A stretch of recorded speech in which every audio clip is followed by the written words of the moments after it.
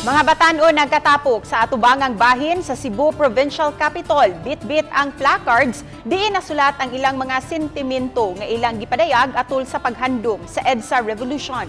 Bisan og wala na sila kaabot sa panahon nga gipatuman ang balaod militar hangtod na sa pagkahitabo sa people power. Gipangandoy nila nga dili malubong sa kalimot ang mithi sa bloodless revolution.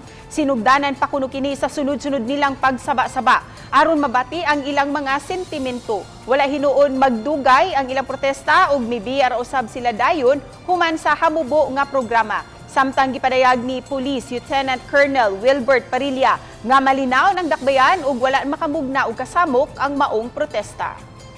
Ang magpahigayon mi og lain-lain sad nga mga porma, dili lang kaning solidarity action or walk for good governance and democracy. Magbuhat sa tao nagkalain-laing porma ng mga creative means sama sa pagbuhat og mga film showing, yung mga voters education. With regards to health protocol, wearing of mask and then physical distancing.